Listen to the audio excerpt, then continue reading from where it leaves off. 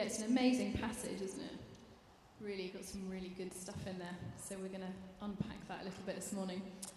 So we're in our series on Christ Crucified. If you've heard any of the talks so far, they have just been amazing. Really getting into the cross. It's the central part of our faith. We have to, really get into that and know that.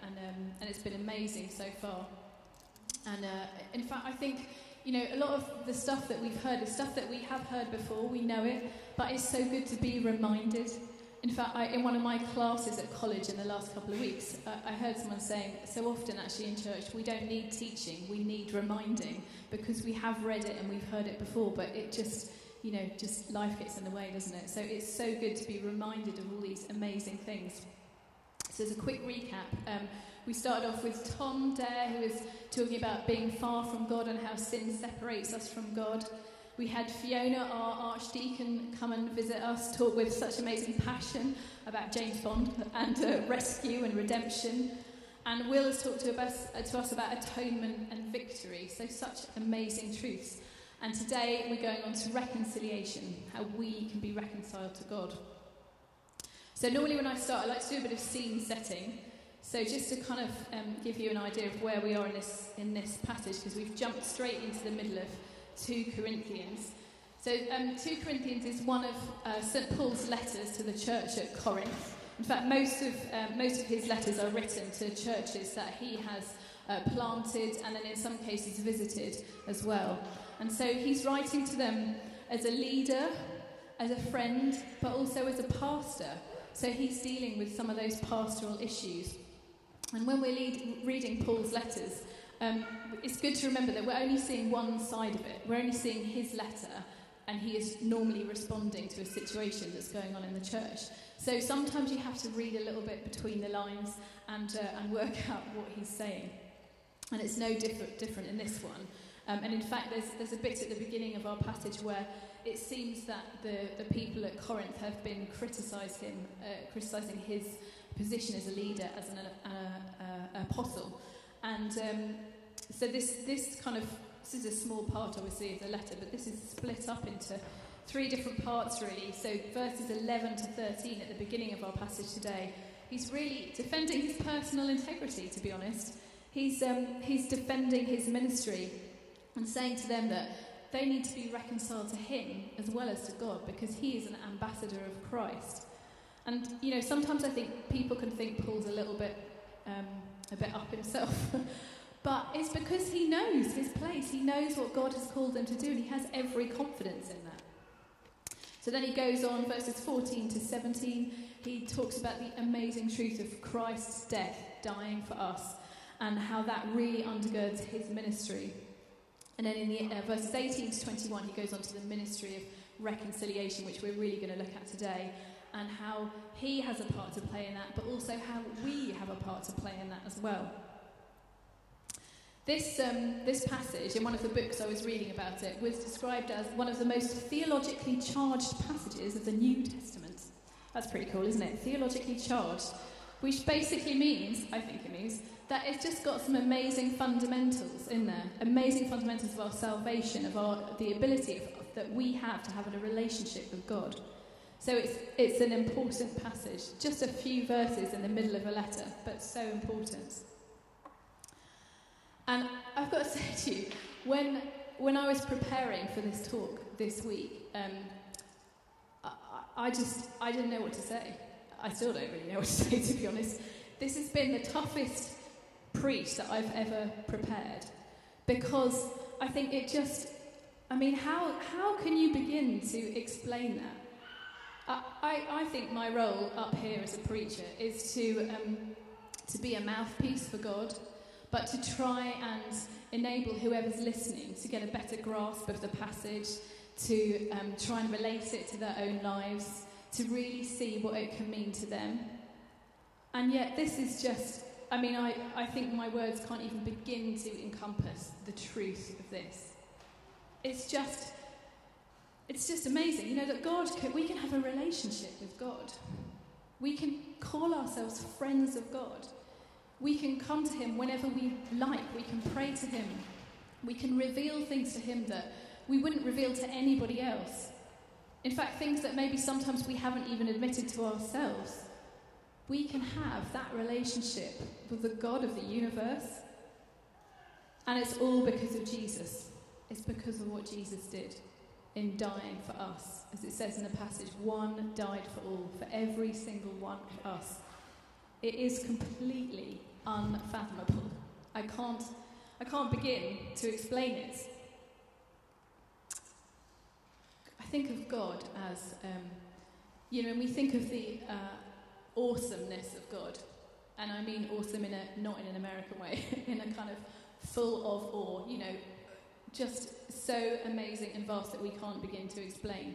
When I think of the awesomeness of God, who created this world that we live in, that is on one extreme, is so huge, the universe is so huge that we can't see anywhere near to the end of it, even with the most powerful telescopes in the world. We just know a small fraction of it. It's so vast. And yet on the opposite end of the spectrum, if you went outside or into your garden with a little magnifying glass and looked at the ground, just a tiny patch of ground, you see such amazing detail. The tiniest things that God has created. Little ants, working away together, other insects and life going on. So he created with the most amazing tiny detail, but also in vastness. The sun, this enormous just ball of fire that provides us with the time of day, the seasons. We have tides. We have, different weather systems. Even things like earthquakes and volcanoes, which we might think are disastrous, are part of this amazing planet. I was saying amazing way too many times. This amazing planet that God has created. And also every little thing works together. Everything works together. It's like this vast machine. And God created that because he wants to have a relationship with us. He wants to be with us. I mean, isn't that just amazing? Amazing again. So he is so powerful. He can create all of that, and yet he wants to know me. He wants to know you and all of you. How can we get our heads around that? In Ephesians chapter 1, I just want to read this little verse to you. It says that actually even before he created the world, he wanted to be with us. So this is Ephesians 1, verses 4 to 8. It says, "For he chose us in him before the creation of the world, to be holy and blameless in his sight. In love, he predestined us to be adopted as his sons through Jesus Christ, in accordance with his pleasure and will, to the praise of his glorious grace, which he has freely given us in the one he loves. In him we have redemption through his blood, the forgiveness of sins, in accordance with the richness of God's grace, that he lavished on us." He wanted to know us so much that he just lavished that upon us. It's huge. So I think if I tried to stand up here and say, yeah, I'm going to explain that, then I would be lying, because I don't think we can ever truly grasp that for ourselves. Basically, it boils down to the fact that when Jesus stretched out his arms on the cross, as he became reconciled to God, he reconciled us to God the Father. We were over here, God over here, and he stood in the middle and reconciled us to the Father. Every single one of us has that opportunity to know God. And sometimes I wonder how God feels knowing the sacrifice that he made, that Jesus made for us. I wonder how he feels when people don't want that reconciliation. Maybe they just can't do it. Maybe they don't want it. I think his heart breaks for every single person who doesn't want to turn towards him. I know that most of you here probably already know the Lord. You've probably already made that decision to follow him. And I ask I have asked myself this week, if I'm standing up here talking about just the vastness and the hugeness of this passage, of this truth of God, then why am I not out there shouting on a loud hailer and telling every single person, or going to people on the street and telling them this amazing truth? Why am I not doing that? Why am I not giving up every single second of my day to tell people about Jesus? Why am I not living my life in a way that is completely for him, completely for other people? Or giving up every spare second praying? Or just lying on the floor, completely submitted in worship to him? Because that's how vast it is, how amazing it is. And so I ask myself, why am I not responding to that in a more all-consuming way? Surely the power of the gospel and the truth of it should completely and utterly overwhelm us so that we can't do anything else but come before the Lord. Shouldn't it? So as I said, I didn't really know what to say. So when I was preparing for this, I started looking up stories of reconciliation from around the world. And one of the most powerful things I found was looking at the genocide in Rwanda in the 1990s. And some of you will probably remember seeing that on the news and seeing it reported. If you don't remember that, it was just thousands and thousands of people were killed. It was a genocide that was pretty much instigated by the government, inciting people against each other. It was the Hutu tribe against the Tutsi tribe, and the government incited people to fight against each other and to kill each other. Literally, tribe was fighting against tribe, neighbour against neighbour, village against village, people who'd known each other their entire lives. Just all of that, relationship and love was wiped out as they went about killing each other. Entire families were wiped out. People were maimed and injured, raped, murdered. In the worst point was there was a period of 100 days between April and July in 1994 when 1 million people were killed. 1 million people in 100 days by each other. Not through any bombs or, active actual war. It was just each other. 70% of the Tutsi tribe was wiped out in those 100 days, and 20% of the entire population of Rwanda. So I was reading a book called As We Forgive, Stories of Reconciliation from Rwanda. And I can't really explain how much that book has impacted me. It's just the stories of, you can't even begin to imagine the suffering that people went through in that. Losing entire families or being injured, and even just suffering the after effects of what they've seen and what they've experienced. But yet they've been encouraged to reconcile. And partly because so many crimes were committed, as a country, they didn't know what to do. So it says after the genocide, 120,000 people were detained as being accused of committing criminal acts. 120,000 people in the space of a few months taken into prisons. They just couldn't cope with that. So they had to think of different systems to deal with it. And in fact, they had three main ways. One was the International Criminal Tribunal for Rwanda. They also had the national court system. But the thing that I found really interesting was called the Gacaca courts, which is kind of like a local system of dealing with crime. And in that, they made a way for it was all in local communities, and they made a way for victims to learn the truth about what had happened to their family members, but also for the perpetrators to come and reveal what they'd done, to confess. Because in so many cases, they'd been brainwashed into it. And so it was a way in which people could be reconciled to each other. And the stories in this book, I'd really recommend it to you. It's not an easy read by any stretch of the imagination, as you can imagine. But the stories of reconciliation are quite unbelievable, where people have lost everything and then have met the person who's killed their husband or their son or their wife or their family. And has, obviously not in every case, but in many cases, being able to move forward from what has gone on, has been able to forgive. It's so overwhelming, I think, it made me think it's just like the fact that the overwhelmingness of what Jesus did for us, that we can be reconciled to our Heavenly Father.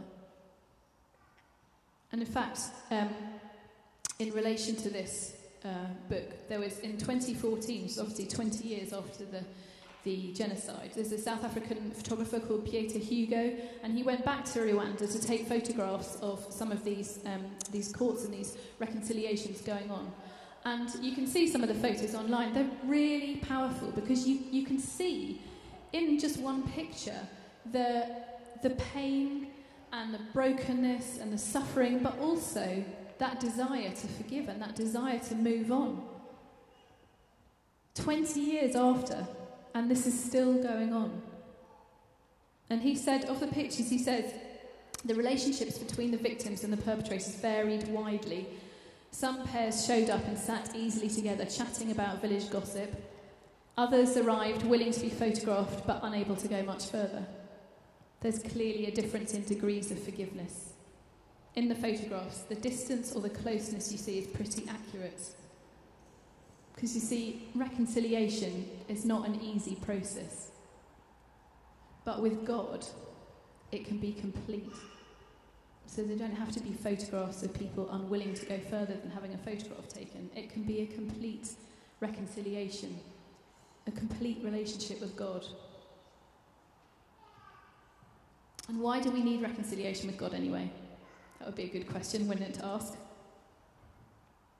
As humans, we're supposed to be in relationship with God.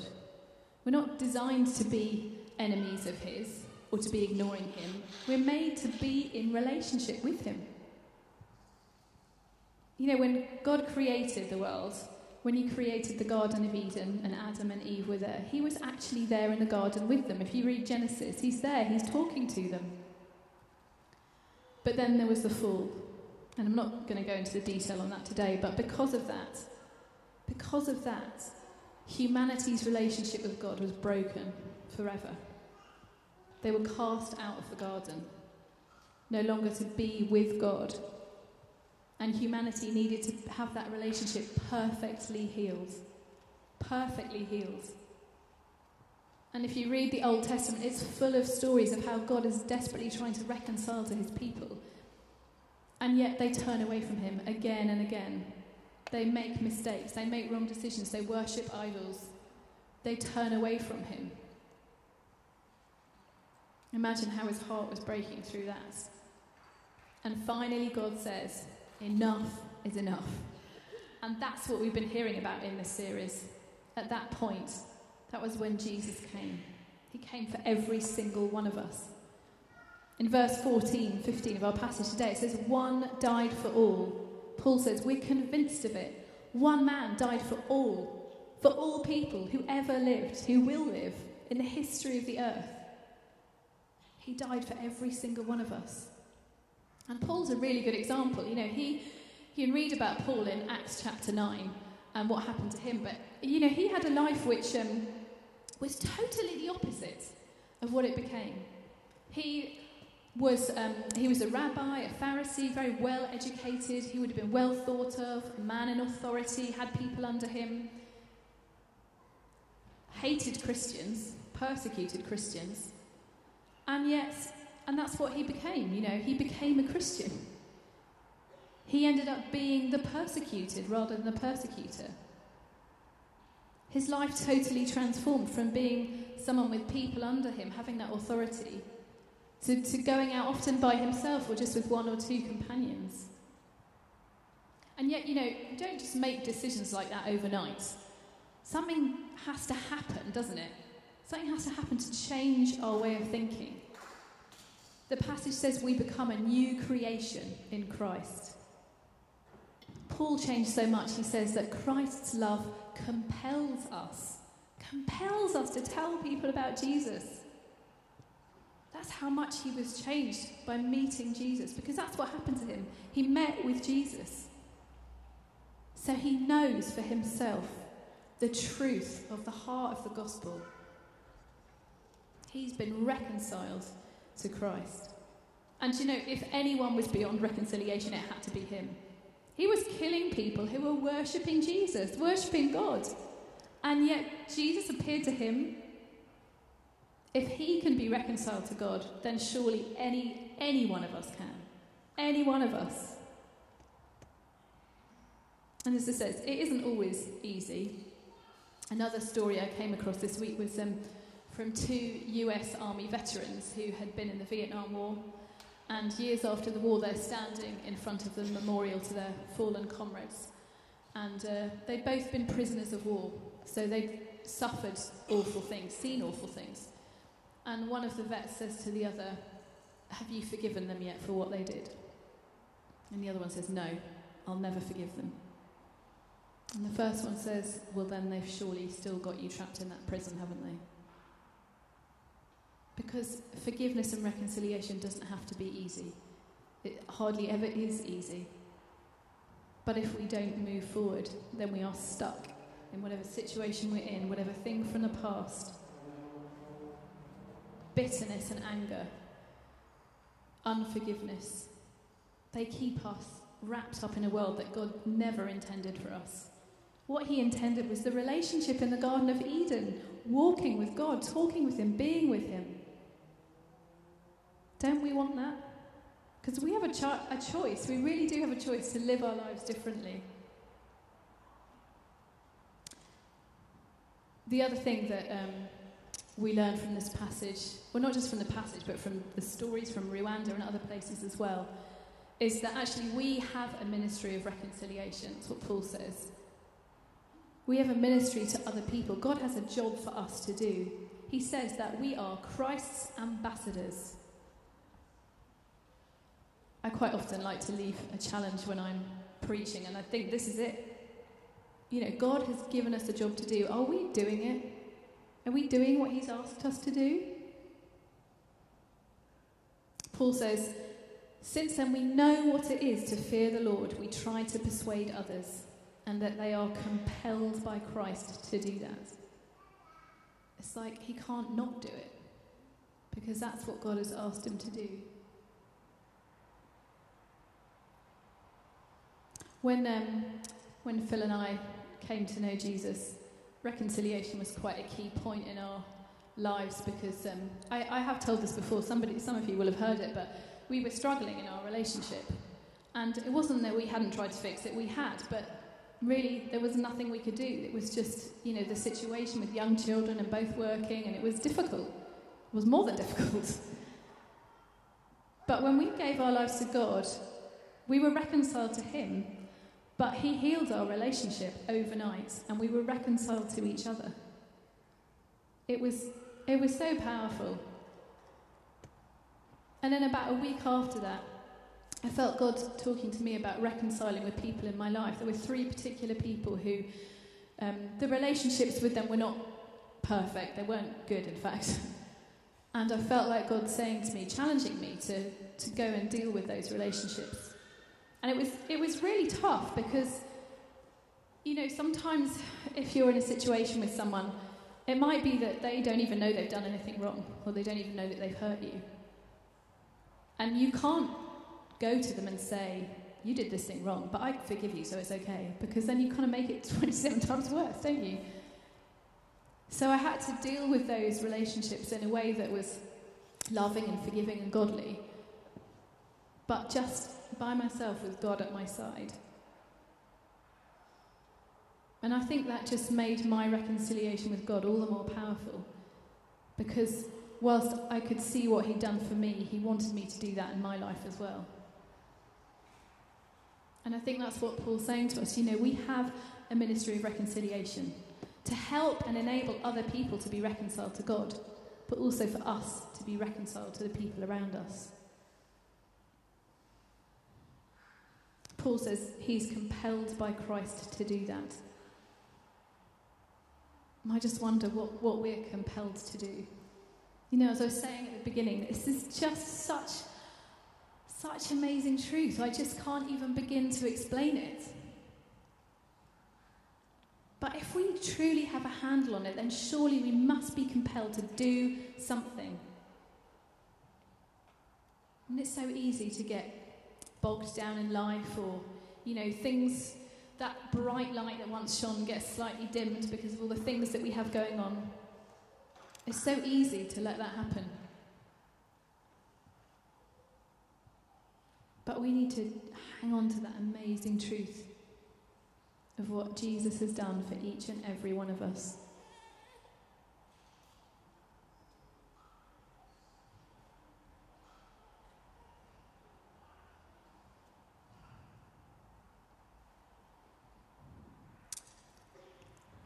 I think it's really easy to be dragged down, dragged away from that amazing truth, dragged away from what God has done for us. So easy, isn't it? Because life is so busy. It's busy for all of us. We have so many things going on. Perhaps even we need to be reconciled to God. Even if we already know him, perhaps we need to be reconciled again.